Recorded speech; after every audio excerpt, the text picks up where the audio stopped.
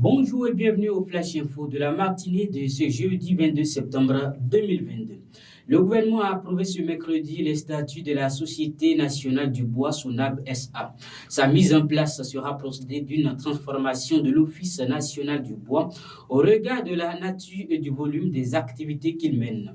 Elle sera dotée de plusieurs fonctions dont la promotion et la transformation de tout produit forestier, du bois et l'industrie forestière, de la commercialisation des produits exploités ou transformés, de l'importation ou l'exportation du bois et des produits dérivés. L'opération de remise de kits de couture dans le cadre du sous-projet autonomisation des filles du projet se poursuit. Tout comme d'autres départements, les filles de 8 communes de département de l'Atlantique ont reçu des machines à coudre et accessoires. Après cette étape, un suivi des bénéficiaires sera effectué par les centres de promotion sociale afin de les maintenir dans le processus d'autonomisation. En marge de la 77e Assemblée générale de l'ONU, le président de l'Union africaine, Macky Sall, a appelé les partenaires de l'Afrique à un multilatéralisme ouvert pour une coopération, sinon pas une coopération réinventée.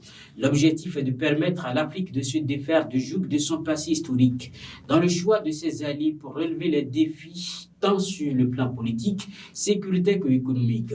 Le chef d'État sénégalais a aussi profité pour réitérer la candidature de l'Afrique pour un siège permanent au sein du Conseil de paix et de sécurité de l'ONU ainsi que celle du G20. Le président russe Vladimir Poutine a accusé les Occidentaux de vouloir affaiblir, diviser et détruire la Russie à travers la guerre en Ukraine.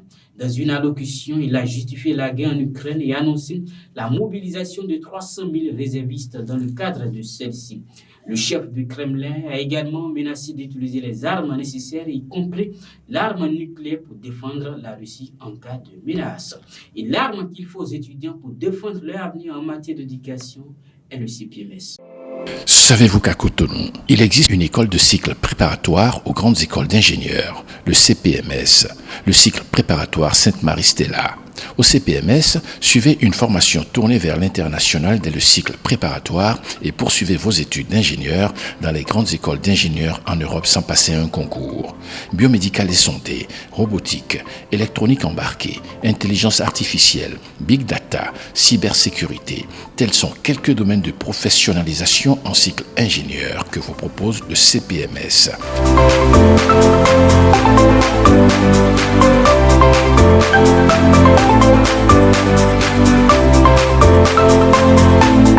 Le CPMS est ouvert aux bacheliers des séries C, D, E et F. Contact 62 72 10 72.